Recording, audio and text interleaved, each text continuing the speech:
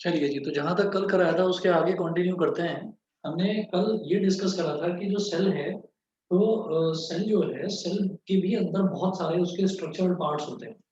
तो जो ओरली मैंने आपको बताया था कि सेल के अंदर साइटोप्लाज्म होगा, माइटोकॉन्ड्रिया होगा और आपका एंडोप्लाज्मिक रेटिक्यूलम होगा। तो ये सारी जो चीजें हैं, अब इन सब चीजों को नोट करते हैं। हेडिंग डालेंगे structural organisation of a cell. Structural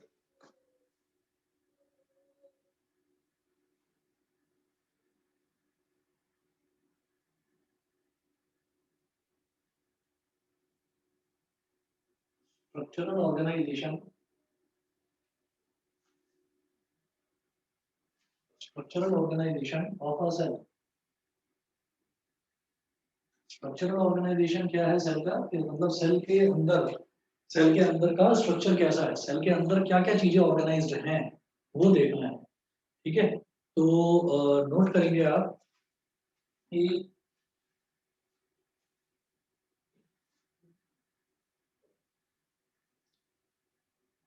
three features are almost same in every cell.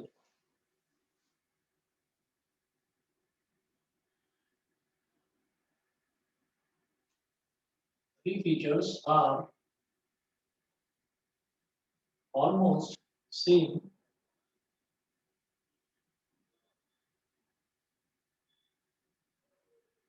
Three features are almost same in every cell. ये जो तीन फीचर्स हैं क्या क्या है? Plasma membrane, nucleus and cytoplasm. Plasma membrane,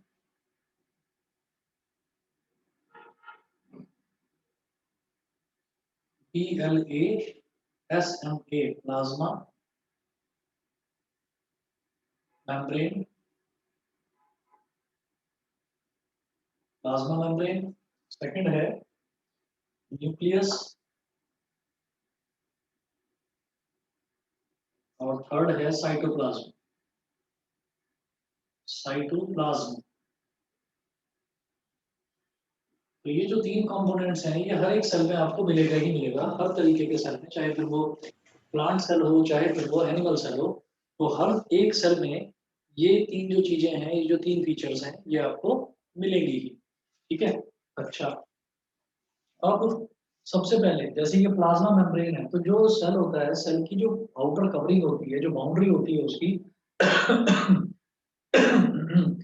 उसको हम बोल देते हैं सेल मेम्ब्रेन या फिर प्लाज्मा मेम्ब्रेन। तो आप ये देखिएगा कि सबसे आउटर कवरिंग जो है सेल की, वो है प्लाज्मा मेम्ब्रेन। तो सबसे पहले मैं प्लाज्मा मेम्ब्रेन को स्टडी करूंगा, तो हेडिंग डालेंगे प्लाज्मा मेम्ब्रेन।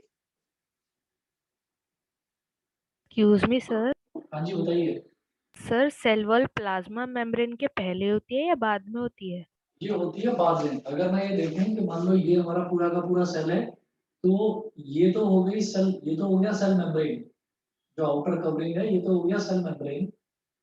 और वो होता है सेल वॉल, इसके बाहर होता है। तो एक एक्सटर्नल कवरिंग और होती है, उसको बोल देते हैं सेल वॉल। और ये जो हमको मिलता है सेल वॉल, ये मिलता है केवल और केवल प्लांट्स में। ये एनिमल्स में नहीं मिलता, एनिमल सेल में नहीं होता। समझ गए? Okay sir. ठीक है, ठीक। तो अगला देखते हैं प्लाज्मा मेम्ब्रेन और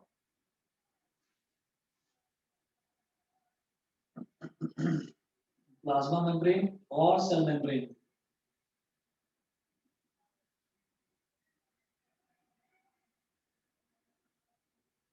प्लाज्मा मेम्ब्रेन और सेल मेम्ब्रेन। तो इसमें सबसे पहले प्लाज्मा मेम्ब्रेन जो है, प्लाज्मा मेम्ब्रेन का आप क्या क्या फंक्शंस हैं, वो आप सबसे पहले नोट करेंगे।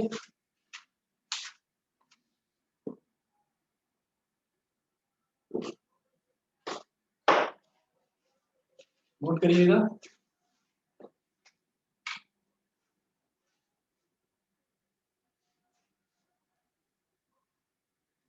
This is the outermost covering of the cell that separates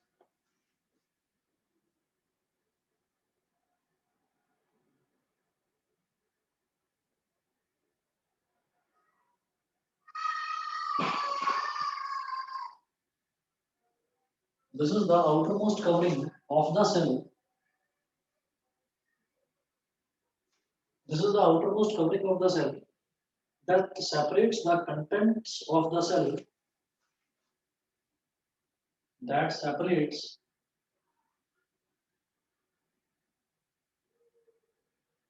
the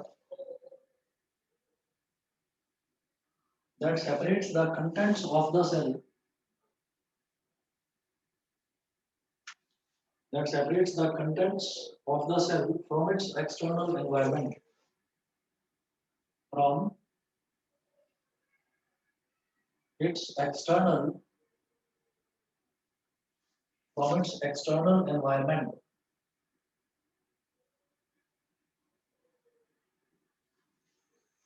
ये एक्सटर्नल लेयर होती है और आउटरमोस्ट कवरिंग होती है किसी भी सेल की, जो सेल के अंदर के जो भी सेल के अंदर के जो भी कंपोनेंट्स हैं, ठीक, उन सब को एक्सटर्नल एनवायरनमेंट से बचाता है। ठीक है, चलिए जी, उसके बाद द प्लाज्मा मेम्ब्रेन अलाउज और permits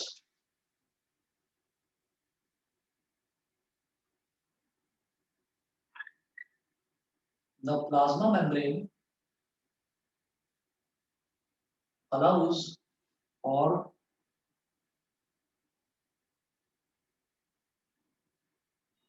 the plasma membrane allows or permits the entry and exit of some materials. Allows or permits the entry or exit of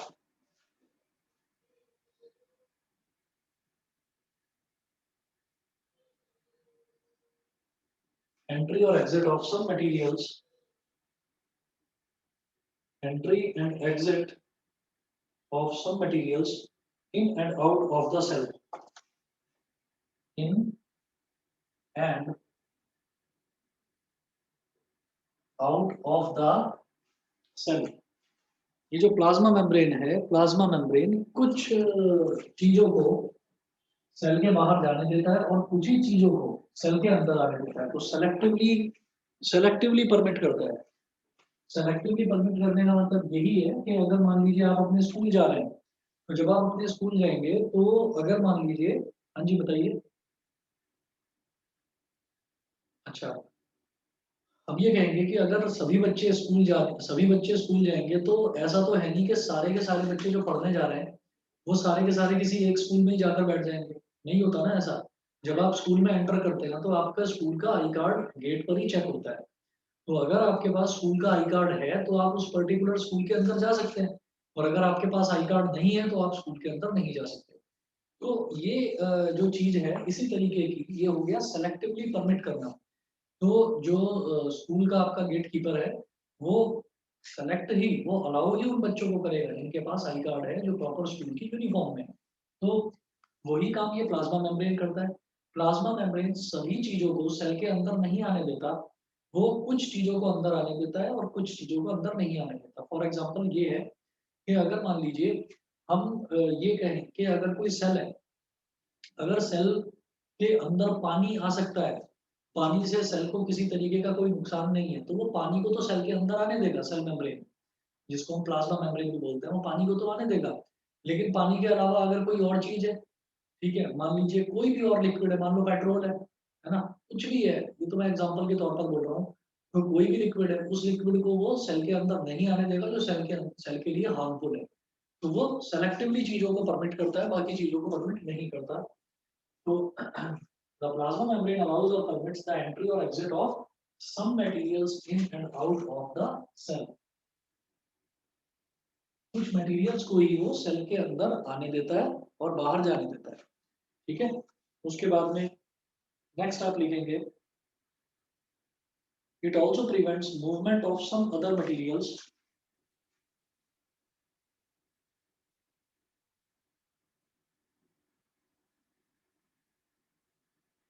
It also prevents movement of some other materials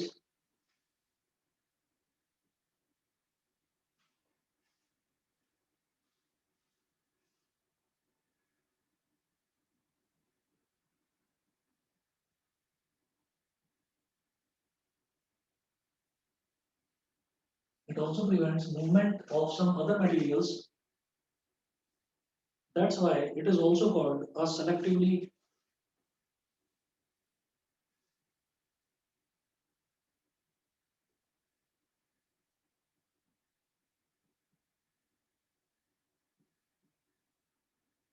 That's why it is also called a selectively permeable membrane.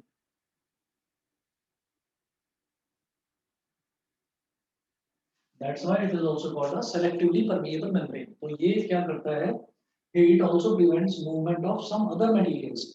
कुछ और materials का भी ये movement जो है वो रोकता है, तो इसलिए इसको selectively permeable membrane बोलते हैं कि ये selectively कुछ चीजों को सेल के अंदर आने देता है और कुछ चीजों को नहीं आने देता। तो ये हमारा सेल मेम्ब्रेन हो गया। फिर हमें जो नेक्स्ट हमें ये देखना है कि सेल के अंदर मूवमेंट, किसी भी ऑब्जेक्ट का सेल के अंदर मूवमेंट कैसे होता है। तो कोई भी चीज सेल के अंदर कैसे जाती है और कोई भी चीज सेल के बाहर कैसे निकलती है। तो अब कुछ सब्सटेंसेस ऐसे होते हैं, जैसे कि मान लीजिए हम ये कहेंगे कि मान लो ऑक्सीजन है या कार्बन डाइऑक्साइड है। तो ऑक्सीजन और कार्बन डाइऑक्साइड सिर्फ ऐसा नहीं है कि हम अगर ये बोलने लगे कि हमारी सिर्फ जो नाक है, हमारी नाक ही सांस लेती है या हमारे लंग्स ही सांस लेते हैं। मतलब ऑक्सीजन जो हमारी बॉडी इनटेक करती है ना ऑक्सीजन का, तो उसका मतलब ये है कि नाक तो एक रास्ता है जिस रास्ते से ऑक्सीजन और बाकी की भी कुछ जरूरी गैसेस, सिर्फ ऑक्सीजन ही नहीं जाती हमारी बॉडी में, बाकी गैसेस भी जाती हैं। तो जैसे हम ये बोलते हैं कि जो नाक है, नाक तो एक रास्ता है जिस रास्ते से होकर ऑक्सीजन बॉडी के अंदर जाती है। लेकिन हमारी बॉडी के हर एक सेल को ऑक्सीजन की जरूरत होती है। जब रेस्पिरेशन होता है तो respiration is not only about taking in oxygen and giving out carbon dioxide. Respiration में क्या होता है कि जब हम ऑक्सीजन लेते हैं तो ऑक्सीजन हमारी बॉडी के सारे सेल्स में डिस्ट्रीब्यूट होती है। तो जब वो सेल्स में जाती है तो सबसे पहले तो सेल मेम्ब्रेन ही टकराएगा ना, क्योंकि सेल मेम्ब्रेन ही आउटर मोस्ट कवरिंग होती है। तो आउटर मोस्ट कवरिंग से मतलब ऑक्सीजन को वो अलाउ कर देता है कि ऑक्सीजन सेल के अंदर आ जाती है। और फिर बाहर निकलने के लिए वो कार्बन डाइऑक्साइड को भी अलाउ कर देता है कि कार्बन डाइऑक्साइड सेल से बाहर निकल जाती है। तो इसी तरह से बॉडी में millions billions and trillions of जो सेल है, उन सभी सेल्स के अंदर कार्बन ऑक्सीजन आ जाती है और उन सभी सेल्स के से बाहर कार्बन डाइऑक्साइड निकल जाती है और फिर वो कलेक्टिवली एक जगह लंग्स में इकट्ठी होती है and then we exhale it out. ठीक है, तो ये प्रोसेस हम थ्रू आउट अवर लाइफ, जब से हम पैदा हुए हैं तब से हम ये ब्रीदिंग वाला प्रोसेस करते आ रहे हैं। सांस लेते हैं और सांस छोड़ते हैं। तो इसके ये चीज हमको पता है। ठीक है, हमारे लंग्स को भी पता है कि उनका क्या फंक्शन है। तो सेलेक्टिवली परमिएबल मेम्ब्रेन का मतलब ये है कि कुछ गैसेस जैसे ऑक्सीजन को वो सेलेक्ट कर देता है, अंदर आ सकती है, और कार्बन डाइऑक्साइड को बाहर छोड़ सकते हैं। अब ये जो काम है, ये काम होता कैसे है? ये काम ऐसे होता है कि जब भी कभी हम ये बोलेंगे, जैसे हमने अभी इससे पहले वाला जो केमिस्ट्री का चैप्टर करा था उसमें हमने ये देखा था कि डिफ्यूजन नाम की भी एक चीज होती है। डिफ्यूजन क्या होता है कि जब भी कभी कोई भी बॉडी हायर कंसंट्रेशन पर होता है, कोई भी matter, whether it is solid और लिक्विड और गैस, तो उसकी प्रॉपर्टी होती है कि वो हायर कंसंट्रेशन से लोअर कंसंट्रेशन की तरफ जाए। जैसे हमने एक एग्जांपल लिया था कि बहुत सारा पानी अगर इकट्ठा हो रखा है एक जगह, तो उसके चांसेस हैं कि वो जिसने भी उसको कंटेनर ने उसको रोक रखा है, अगर वो बहुत बड़ा कंटेनर है, मान लीजिए हल्का सा उस कंटेनर में कुछ डैमेज हो जाता है, वो हल्का सा कंटेनर टूट जाता है और उस कंटेनर में से पानी लीक होने लगता है, तो वो पानी लीक होकर कहाँ फैलेगा? वो पूरे के पूरे रूम के अंदर या जिस भी हॉल में या रूम में आपने रखा हुआ है उस कंटेनर को, पानी वहां पर फैलेगा। क्यों? क्योंकि उस रूम में पानी बिल्कुल है ही नहीं। उस रूम में जो रूम का जो फ्लोर है उस पर पानी है ही नहीं। तो जो रूम का फ्लोर है वो पानी का कंसंट्रेशन क्या है उसमें? लो कंसंट्रेशन है। तो इसका मतलब जो एक बड़ा सा बॉक्स था जिसके अंदर पानी भरा हुआ था, उसमें बहुत सारा पानी था, तो पानी यानी कि water was at a higher concentration. तो हायर कंसंट्रेशन से लो कंसंट्रेशन की तरफ वाटर जाता है। इसी तरीके से हमने एक एग्जांपल लिया था परफ्यूम का या इंसेंस स्टिक यानी कि अगरबत्ती का, कि अगरबत्ती अगर घर के एक कोने में जलाते हैं तो वो पूरे घर के अंदर खुशबू ही खुशबू फैल जाती है उसकी अगरबत्ती की। तो this is also because of diffusion. क्यों? क्योंकि अगरबत्ती के जो फ्रेग्रेंस वाले, गुड फ्रेग्रेंस वाले जो पार्टिकल्स हैं वो सारे के सारे एक जगह कंसंट्रेटेड है, सब एक जगह इकट्ठा है। और जब आपने उसको जला दिया, जब आपने उसको लाइट किया, तो लाइट करने के बाद में उसके सारे के सारे पार्टिकल्स वो हवा में डिफ्यूज हो गए, हवा में फैल गए। तो वही काम सेल में होता है कि सेल में भी कोई भी चीज लोअर कंसंट्रेशन से हायर की तरफ नहीं, हायर से लोअर कंसंट्रेशन की तरफ कोई भी चीज डिफ्यूज होती है। यहाँ तक सभी को क्लियर है? बताइए। Yes sir. ठीक है, यस सर। चलिए जी, ठीक है, यस सर। ओके जी, ओके। अब इसके बाद हम ये कहेंगे यहाँ पर कि नेक्स्ट पॉइंट लिखेंगे, substances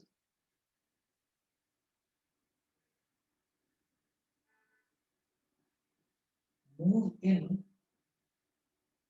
substances move in and out of a cell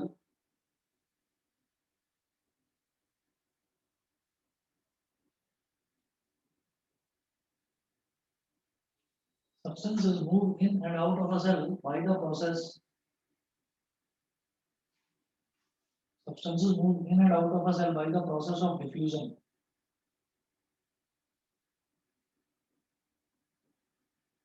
where a substance moves from higher where a substance moves from higher to lower concentration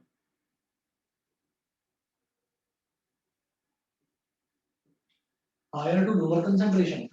ठीक है ना, दोबारा आपको एक्सप्लेन कर देता हूँ डिफ्यूजन क्या है। मान लीजिए एक बड़ा सा बॉक्स है, ये रखा हुआ है यहाँ पर फ्लोर पर, ठीक है, और थोड़ा सा पानी यहाँ पर भी पड़ा हुआ है, यहाँ पर थोड़ा सा पानी पड़ा हुआ है,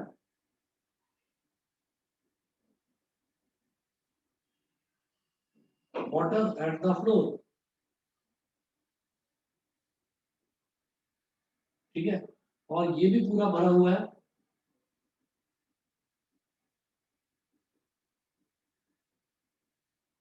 वाटर इन द कंटेनर। अब सोचिएगा कि यहाँ पर मामूली सा होल हो जाए तो यहाँ से पानी ऐसे निकलने लगेगा और निकल के इस तरफ जाएगा, इस पानी की तरफ जाएगा। क्यों? क्योंकि यहाँ पर पानी ज्यादा कंसंट्रेशन में है, मतलब ज्यादा वैल्यू में इकट्ठा हो रखा है, एक जगह इकट्ठा है तो कंसंट्रेटेड है पानी एक जगह, और यहाँ पर क्या है, यहाँ पर पानी फैला हुआ है, यानी कि इसका जो कंसंट्रेशन है वो लो है। कभी भी आप ये देखेंगे कि ऐसा कभी नहीं होगा कि पानी यहाँ पर छेद हुआ और ये वाला पानी चलकर यहाँ इसके अंदर एंटर कर जाए और इसके पानी के लेवल को और बढ़ा दे, ऐसा नहीं होगा। पानी हमेशा हायर कंसंट्रेशन से लोअर कंसंट्रेशन पे जाएगा। तो ये एग्जांपल भी किस चीज का है, डिफ्यूजन का है। तो लिक्विड भी में भी यही होता है, गैसेस में भी यही होता है और सॉलिड में भी यही होता है। अगर मान लीजिए मैं इस मार्कर की बात कर रहा हूँ, मैं इस मार्कर से बोर्ड पर लिख रहा हूँ, तो इस मार्कर के अंदर इंक भरी हुई है, और वो जो इंक है वो एक पर्टिकुलर स्पॉन्ज का पीस है इसके अंदर, उसके अंदर सारी की सारी कंसंट्रेटेड है, सारी की सारी इकट्ठी है। और जब मैं इसको दबाकर लिखना शुरू करता हूँ तो जब इस पर प्रेशर पड़ता है तो धीरे धीरे क्या होता है, धीरे धीरे वो सारी की सारी इंक यहाँ पर फैलने लगती है। तो इस बोर्ड पर कितनी इंक है, इस बोर्ड पर इंक है ही नहीं। तो जब मैं मार्कर से दबाकर लिखने लगता हूँ तो मार्कर में जो इंक है that is at a higher concentration, और फिर जब उसको हम लिखना शुरू करते हैं तो वो लोअर कंसंट्रेशन यानी कि वो फैलनी शुरू हो जाती है। बताइए जी, क्लियर है इतना? Yes yes sir. सर। ठीक है, यस सर। Yes sir. ठीक है जी। अब इसके बाद हम ये कहेंगे कि यहाँ पर नोट करेंगे, डिफ्यूजन हो गया, oxygen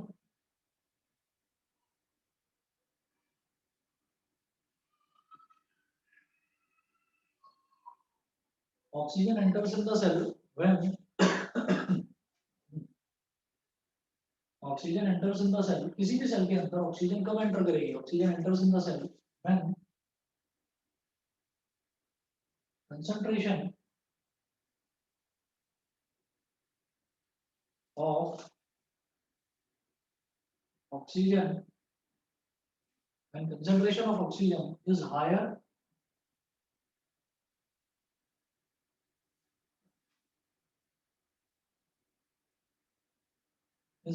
outside the cell and lesser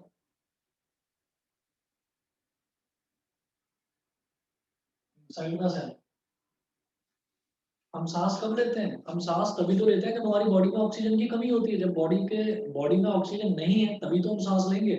ऐसा थोड़ी है कि सांस लेते ही चले जाएंगे। जब हमने सांस लिया तो बॉडी के अंदर ऑक्सीजन आ गई, ठीक है। उसके बाद जब ऑक्सीजन आ गई तो जो दूसरी एक्स्ट्रा गैस है यानी कि कार्बन डाइऑक्साइड, उसको मैं बाहर छोड़ देता हूँ, ठीक है। जब हमने बाहर छोड़ दिया कार्बन डाइऑक्साइड को, तो वो जो ऑक्सीजन हमने पहले इनहेल करी थी वो यूज हो गई बॉडी में, तो यानी कि अब बॉडी में ऑक्सीजन नहीं है, तो फिर मैं दोबारा से इनहेल करता हूँ। तो सीधी सीधी बात है, जब सेल के अंदर ऑक्सीजन लोअर कंसंट्रेशन पर होगी और सेल के बाहर ऑक्सीजन हायर कंसंट्रेशन पर होगी, तो अपने आप ही वो ऑक्सीजन अंदर जाएगी। This is called diffusion. Diffusion में कोई भी गैस या कोई भी लिक्विड हायर कंसंट्रेशन से लोअर कंसंट्रेशन में जाता है। Similarly carbon dioxide leaves the cell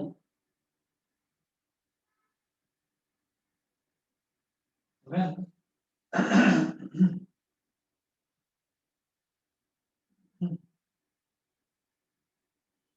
when concentration of carbon dioxide is higher inside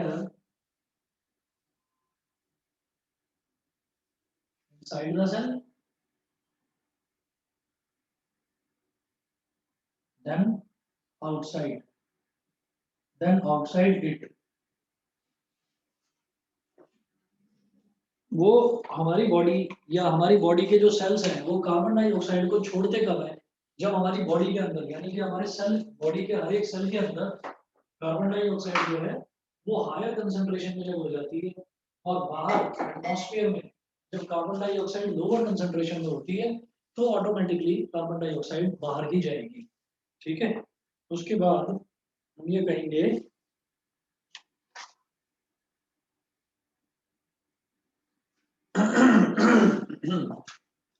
ये तो हमने गैस का बताया मूवमेंट सेल के अंदर और बाहर। उसके बाद हम वाटर की बात करते हैं।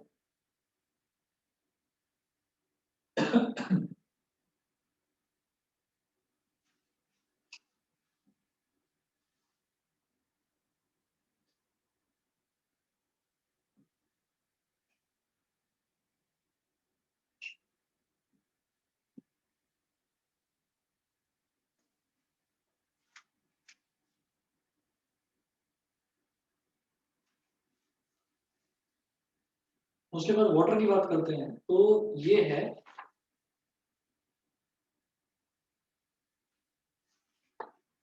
यहाँ लिखेंगे water water also obeys the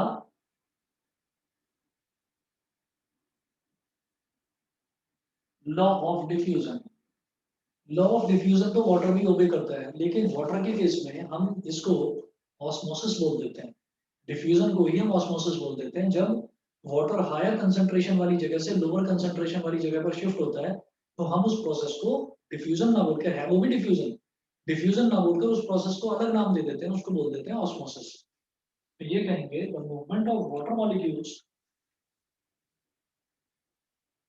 the movement the movement of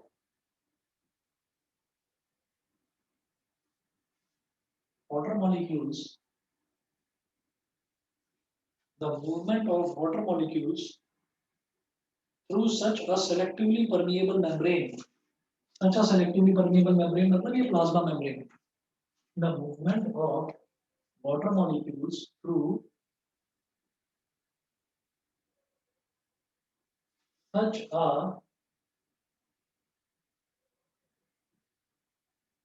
selectively permeable, permeable का मतलब क्या है कि कुछ चीजों को वो परमिट करता है, परमिट मतलब अलाउ करता है, through such a selectively permeable membrane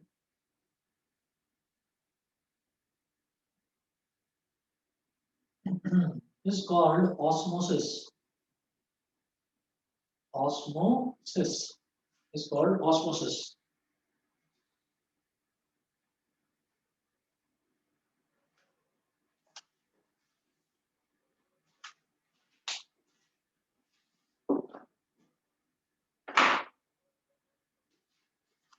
is called osmosis.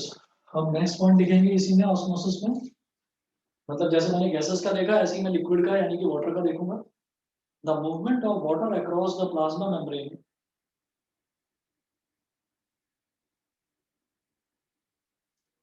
The movement of water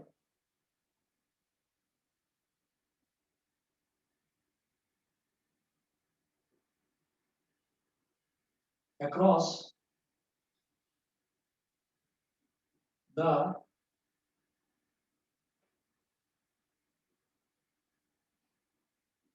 plasma membrane, the movement of water across the plasma membrane is also affected by the amount of substance dissolved in water. Is also affected by the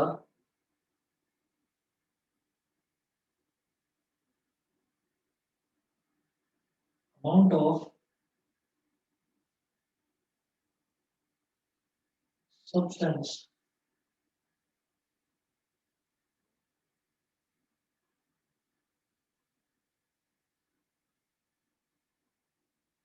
is also affected by the amount of substance dissolved in water. ठीक है, तो देखिएगा अगर purely distilled water है तो distilled water तो आराम से किसी भी जगह पर आराम से चला जाता है। लेकिन अब आपने क्या करा, अब आपने वाटर के अंदर मान लो ग्लूकोज मिला दिया। वाटर के अंदर अगर मान लीजिए ग्लूकोज मिला रखा है तो वाटर की डेंसिटी थोड़ी सी बढ़ गई, यानी कि वाटर थोड़ा सा थिक हो गया। अगर वाटर थिक है तो वो आसानी से फ्लो थोड़ी करेगा।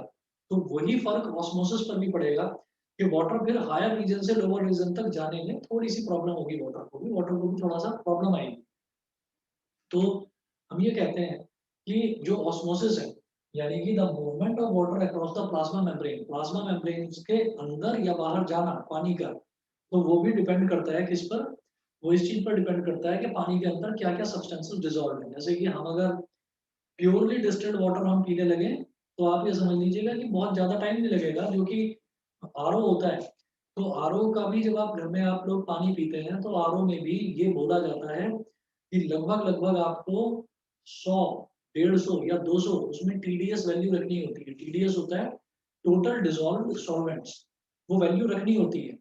तो अगर मान लीजिए आप वैल्यू उससे ज्यादा रखेंगे तो दैट इज बेनिफिशियल। मैक्सिमम आप 300, 400, 500 तक का, 500 टीडीएस तक का भी वाटर आप आराम से पी सकते हैं, that is beneficial for your health. लेकिन कुछ लोग क्या करते हैं 20, 30 वो इतना कम करवा देते हैं टीडीएस, वो कहते हैं कि हमें तो पानी बिल्कुल क्रिस्टल क्लियर साफ दिखाई देना चाहिए। ठीक है, तो वो पानी जो है वो बिल्कुल आपको साफ दिखाई दे, भाई वो लेबोरेटरी का पानी नहीं है और आपकी जो बॉडी है वो कोई इक्विपमेंट नहीं है। जैसे कि बैटरी होती है, बैटरी के अंदर डिस्टिल्ड वाटर डाला जाता है। ठीक, तो हमारी जो बॉडी है, हमारी बॉडी को भी सॉल्ट्स की जरूरत होती है। तो इसलिए ये कहा जाता है कि जो आरओ का पानी होता है, आरओ का, और ये मैं आपको बता भी क्यों रहा हूँ, ये इस वजह से बताया जा रहा है क्योंकि जब हायर रीजन से लोअर रीजन तक एक मेम्ब्रेन के थ्रू वाटर ट्रेवल करता है तो उस प्रोसेस को हम बोलते हैं ऑस्मोसिस। और अगर उसी वाटर को अगर लोअर रीजन से हायर रीजन पर ट्रेवल करवाया जाए with the help of some machine, तो that process is known as reverse osmosis, osmosis का उल्टा। और रिवर्स ऑस्मोसिस जो है यही फुल फॉर्म है आरओ की। जो आप आरओ वाटर पीते हैं ना घर में, तो RO stands for reverse osmosis. तो उसमें भी इस चीज का ध्यान रखा जाता है। देखिए कुल मिलाकर तो ये है, कुल मिलाकर करके तो ये है कि जो आरओ का पानी है वो हार्मफुल ही होता है बॉडी के लिए। लेकिन फिर भी ये है कि कई बार ऐसा होता है कि पानी जो है उस पानी में इतने इन्फेक्शियस वायरसेस होते हैं, इतने बैक्टीरिया होते हैं, तो इसलिए पानी को रिवर्स ऑस्मोसिस के थ्रू क्लीन करना भी जरूरी होता है। लेकिन उस क्लीनिंग में कई बार क्या होता है, कई बार क्या हमेशा ऐसा ही होता है कि जो जरूरी सॉल्ट्स हैं वो निकल जाते हैं। तो इसीलिए लोगों की इम्यूनिटी वीक हो जाती है और जल्दी जल्दी लोग बीमार पड़ने लगते हैं। तो हम ये कहते हैं कि एक सेलेक्टिवली परमिएबल मेम्ब्रेन से पानी का एक जगह से दूसरी जगह जाना, this process is known as osmosis. जो हम घरों में यूज करते हैं that is called reverse osmosis, RO.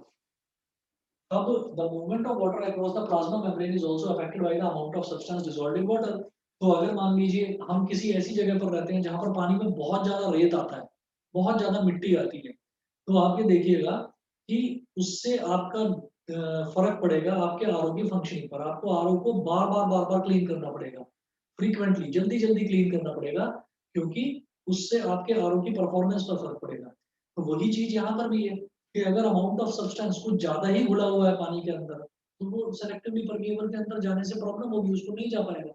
भाई पानी ही तो अंदर जा सकता है, पानी में जो रेत घुला हुआ है रेत थोड़ी चला जाएगा अंदर, ठीक है। अब हम नोट करेंगे यहाँ पर कि one of the following three things could happen in case of water। मैं इधर लिख रहा हूँ।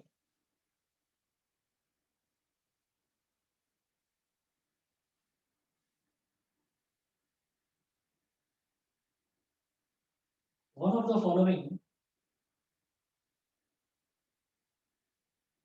three things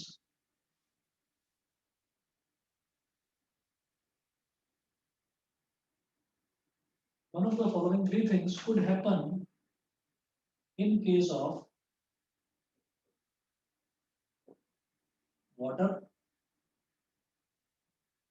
जो ऑस्मोसिस होगा उसमें क्या हो सकता है, तीन चीजें हो सकती हैं। एक चीज तो ये कि जो हमारा सेल मेम्ब्रेन है, सेल मेम्ब्रेन के अंदर पानी कम है और सेल मेम्ब्रेन के बाहर पानी ज्यादा है, यानी कि पानी का कंसंट्रेशन बाहर ज्यादा है, अंदर कम है, तो पानी अंदर आ जाएगा, ठीक है। दूसरा केस क्या होगा कि सेल मेम्ब्रेन के अंदर पानी ज्यादा है और सेल मेम्ब्रेन के बाहर पानी कम है, तो सेल में से निकलकर पानी बाहर चला जाएगा, ये सेकंड केस हो गया।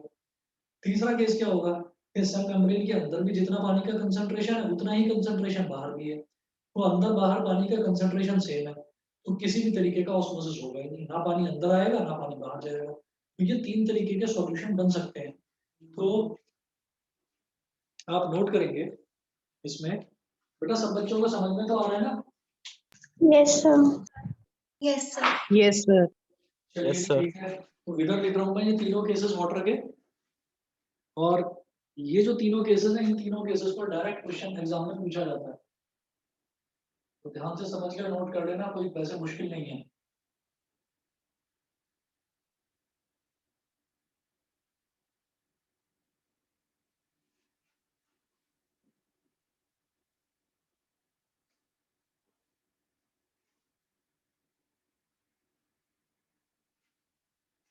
फर्स्ट है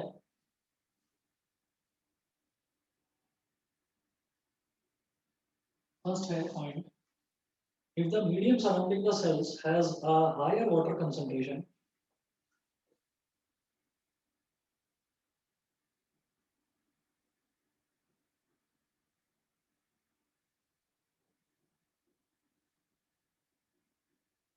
if the medium surrounding the cell has a higher water concentration, surrounding the cell has a higher, बेटा एक मिनट वेट करिए, मैं एक मिनट में आ रहा हूँ।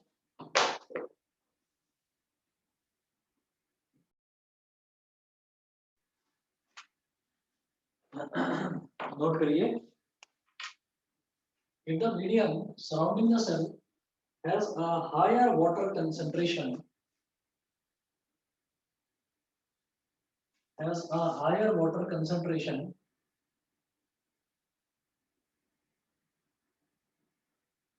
has a higher water concentration than the cell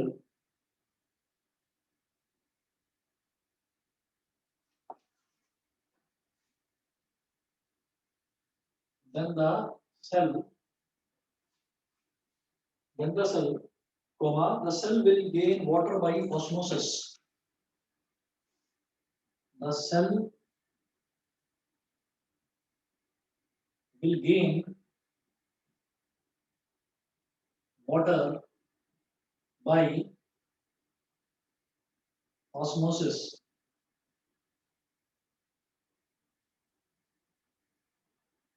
the cell will gain water by osmosis, full stop. Such a solution is known as a hypotonic solution।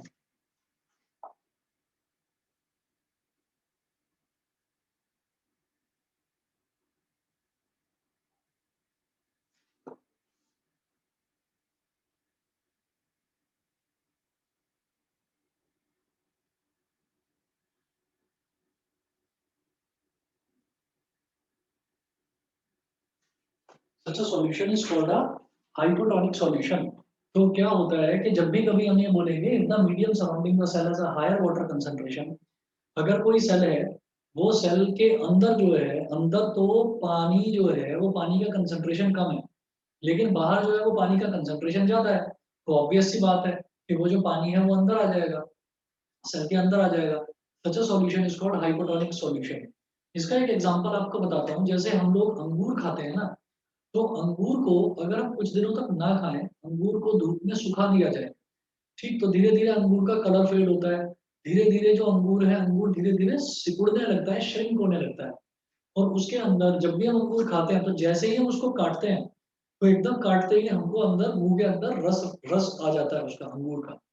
तो हम इससे क्या समझ में आता है कि जो अंगूर है, अंगूर भी वही प्लांट प्लांट का एक पार्ट है, यानी कि एक फ्रूट है। तो वो जो फ्रूट है, वो फ्रूट भी तो छोटे छोटे सेल से ही मिलकर बना है ना। तो जैसे ही हमने उसको खाया, तो आप समझ लीजिए अंगूर की जो एक्सटर्नल कवरिंग है, यानी कि जो उसका एक्सटीरियर सेल मेम्ब्रेन है, वो टूट गया, और टूट गया तो अंदर जो अंगूर का पानी था वो सारा हमारे मुंह के अंदर आ गया और हमने उसको स्वेलो कर लिया। तो आप ये देखिएगा, इसका मतलब ये है कि उसके अंदर भी पानी होता है। अगर हम अंगूर को थोड़े टाइम के लिए धूप में रखें और उसको सूखने दें, तो धीरे धीरे 1 दिन 2 दिन 3 दिन 4 दिन में अंगूर पूरी तरह से सूख जाता है, उसका कलर भी चेंज हो जाता है, डार्क ब्राउन कलर हो जाता है उसका, और हम उसी अंगूर को बोल देते हैं कि ये अब किशमिश बन चुका है। अंगूर के सिकुड़ने से ही, अंगूर के अंदर का सारा पानी खत्म होने से ही किशमिश बनती है। अगर उस अंगूर को, अब वो किशमिश बन चुका है, हम उसको और सूखने देते हैं, और सूखने देते हैं, और सूखने देते हैं, वो और ज्यादा सिकुड़ जाता है, तो उसको, वो बन जाता है हमारा मुनक्का, उसको मुनक्का बोलते हैं। ठीक, तो आप ये देखिएगा, कभी भी आप देखें कि अगर आपके घर में कहीं, आपके घर में जो किशमिश रखी होगी, आप किशमिश को लें, और किशमिश को आप लो, एक छोटी सी किसी कटोरी में लेकर, उसमें पानी डालकर, और आप किशमिश को भिगो दीजिए, उसमें डुबो दीजिए। तो आप देखोगे 1 घंटा 2 घंटा 3 या 4 घंटे के बाद में, जितना भी पानी है, क्योंकि किशमिश के अंदर वाटर का कंसंट्रेशन बहुत कम है, लो है, क्योंकि सारा वाटर पहले ही इवेपोरेट हो चुका, निकल चुका है, लेकिन सेल मेम्ब्रेन तो है ना उसका, वो सेल मेम्ब्रेन हमने तोड़ा तो नहीं, ठीक, उसको काटा तो नहीं, तो इसका मतलब सेल मेम्ब्रेन एक सेलेक्टिवली परमिएबल मेम्ब्रेन है, तो वो वाटर को धीरे धीरे करके एब्जॉर्ब करेगा, और 4-5 घंटे बाद आपको दिखाई देगा कि किशमिश अब किशमिश जैसी नहीं लग रही है, अब वो अंगूर जैसी लग रही है, वो फूल जाएगी किशमिश। समझ गए? सभी बच्चों को क्लियर है? Yes sir. Yes, sir. Yes, sir. तो ये एक एग्जांपल है जो दिया जाता है इसके केस में, हाइपोटोनिक सॉल्यूशन के केस में। हाइपोटोनिक सॉल्यूशन क्या है? जहां पर सेल के बाहर पानी का कंसंट्रेशन ज्यादा होता है, और सेल के अंदर पानी का कंसंट्रेशन कम होता है, तो पानी सारा का सारा सेल के अंदर आ जाता है, और सेल फाइनली जो है वो फूल जाता है। उसके बाद नेक्स्ट लिखेंगे, if the medium, second point, if the medium has exactly the same water concentration,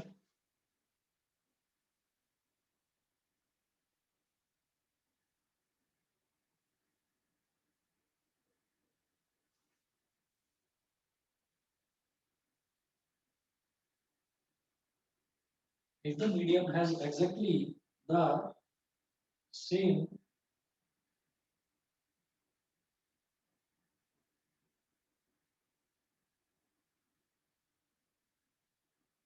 if the medium has exactly the same water concentration, has exactly the same water concentration as the cell,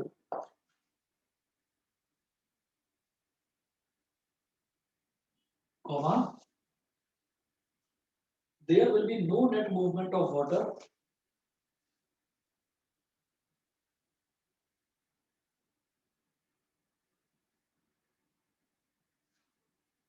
there will be no net movement of water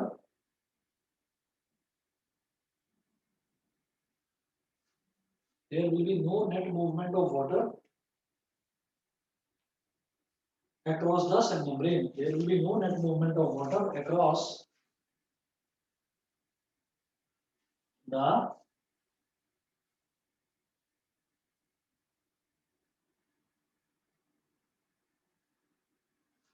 there will be no net movement of water across the cell membrane. Full stop. Such a solution is known as an isotonic solution. Such a solution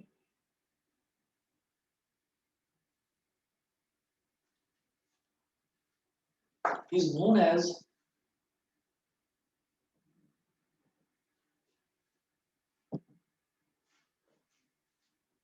such a solution is known as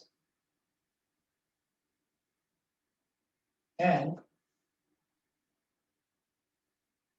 isotonic. Such a solution is known as an isotonic solution. हम ये कहेंगे कि अगर cell है और cell के अंदर भी वाटर का कंसंट्रेशन उतना ही है, सेल के बाहर भी वाटर कंसंट्रेशन उतना ही है, तो किसी भी तरीके का मूवमेंट नहीं होगा, ना तो पानी सेल से बाहर जाएगा और ना ही पानी बाहर से सेल के अंदर आएगा। तो ऐसे सॉल्यूशन को हम बोल देते हैं आइसोटोनिक सॉल्यूशन। ठीक है, इसके बाद में तीसरा case, third case, if the medium has a lower concentration,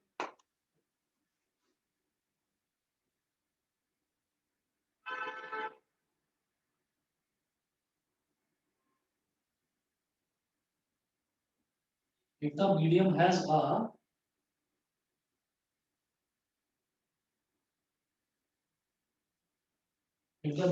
a lower concentration of water than the cell, lower concentration of water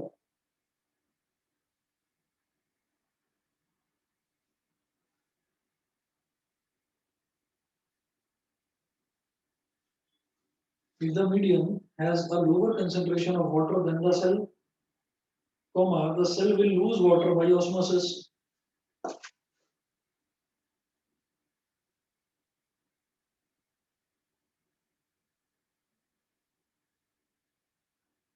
The cell will lose water, आगे लिख रहा हूं उस तरफ, will lose water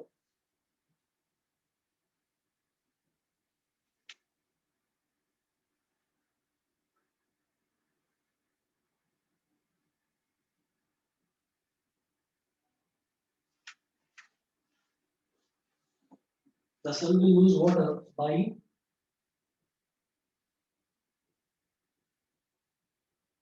osmosis. Such a solution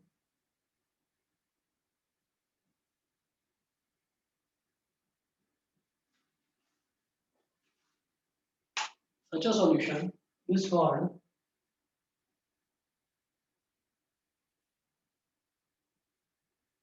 a hypertonic solution. ऐसे solution को हम बोल देते हैं hypertonic solution. If the medium has a lower concentration, अगर मीडियम में लोअर कंसंट्रेशन है और सेल के अंदर पानी का कंसंट्रेशन ज्यादा है, तो ऑब्वियस सी बात है कि सेल के अंदर पानी का कंसंट्रेशन ज्यादा है तो सेल में से पानी निकलकर बाहर चला जाएगा और फाइनली सेल जो है वो श्रिंक हो जाएगा और पानी बाहर चला जाएगा। तो ऐसे सॉल्यूशन को हम बोल देते हैं हाइपरटोनिक सॉल्यूशन। तो ये तीन तरीके के सॉल्यूशन हो गए, हाइपोटोनिक, हाइपरटोनिक और आइसोटोनिक। ये तीनों बड़े इंपॉर्टेंट है। इस पर डायरेक्ट क्वेश्चन, देखिए थ्योरेटिकली क्वेश्चन बनता है बायो में, तो इस पर डायरेक्टली ये क्वेश्चन बन सकता है। ठीक है, उसके बाद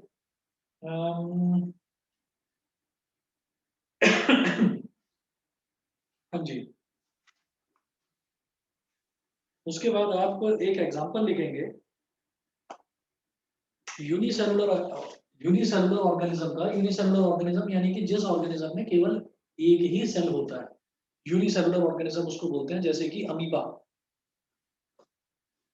तो नेक्स्ट आप लिखेंगे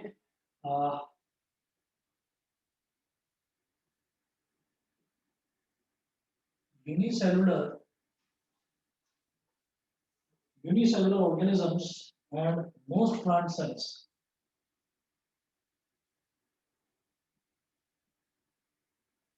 Unicellular organisms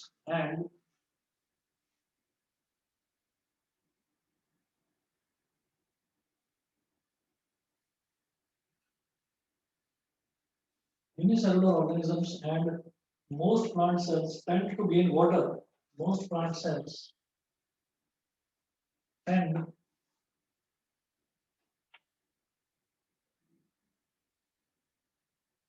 to gain water through osmosis. unicellular organisms and most plant cells tend to gain water through osmosis.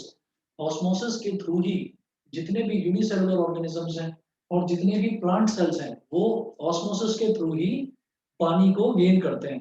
Unicellular organisms की एक खास प्रॉपर्टी और होती है कि यूनिसेलुलर ऑर्गेनिजम्स ज्यादातर पानी के अंदर ही पाए जाते हैं, वो पानी के अंदर ही रहते हैं, वाटर सरफेस पर रहते हैं। तो सीधी सी बात है, जब वो वाटर सरफेस पर रहेंगे, पानी के अंदर रहेंगे, यूनिसेलुलर ऑर्गेनिज्म में तो एक ही सेल है ना, तो चारों तरफ से वो पानी से घिरे हुए हैं, तो पानी का कंसंट्रेशन बाहर बहुत ज्यादा है और सेल के अंदर पानी का कंसंट्रेशन ऑब्वियसली उससे कम ही रहेगा, बाहर से कम। तो दे gain water through osmosis. Similarly हम प्लांट्स की बात करते हैं, तो प्लांट्स को अगर पानी नहीं मिलता तो प्लांट्स धीरे धीरे श्रिंक होकर, धीरे धीरे मुरझाकर फाइनली डेड हो जाते हैं, मर जाते हैं। तो अगर प्लांट्स की रूट इतनी गहरी है कि वो जमीन से पानी को एक्सट्रैक्ट कर सकें, तो प्लांट्स को पानी की जरूरत पड़ती ही नहीं है। लेकिन अगर उनकी रूट्स ज्यादा गहरी नहीं है तो हमको उनको एक बड़े से किसी डब्बे में या बड़े से किसी बकेट में हम पानी लेकर उनके अंदर पानी डालते हैं। तो यानी कि बकेट में या बड़े किसी डब्बे में पानी इकट्ठा है, तो इसका मतलब वाटर का कंसंट्रेशन क्या है? वाटर का कंसंट्रेशन बहुत हायर है। जब वाटर का कंसंट्रेशन बहुत हायर है, सीधी सीधी बात है, प्लांट्स में जब वो जाएगा यानी कि वो हायर से लोअर कंसंट्रेशन में जा रहा है। तो this is also an example of osmosis. Unicellular organism और प्लांट सेल्स में हमेशा जो वो प्लांट सेल्स हैं वो पानी गेन करते हैं थ्रू ऑस्मोसिस। ठीक है, उसके बाद हम ये कहेंगे कि different molecules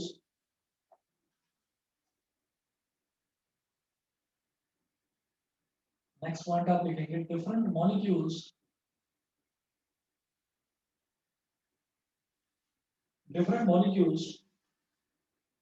necessary for nutrition of cells। Nutrition जो है वो भी इसी तरीके से होगा, different molecules necessary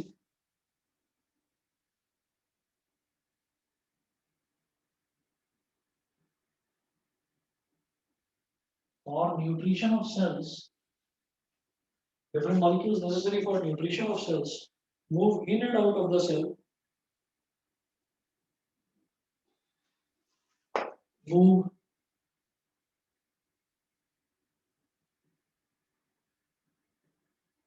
in and out of the cell by diffusion only। जो मॉलिक्यूल्स नेसेसरी है न्यूट्रिशन के लिए वो भी डिफ्यूजन के थ्रू ही जो सेल है, सेल के अंदर और बाहर आते जाते हैं। ठीक है, तो ये हमारा पूरा का पूरा प्रोसेस हुआ, पूरी की पूरी फंक्शनैलिटी हुई सेल मेम्ब्रेन की। इसके बाद सेल वॉल, न्यूक्लियस, साइटोप्लाज्म, ये सब करते हैं बेटा नेक्स्ट क्लास में। आज के लिए इतना ही, कल का ऑफ रहेगा। ठीक है, Okay, sir. Okay, sir. Thank you, sir.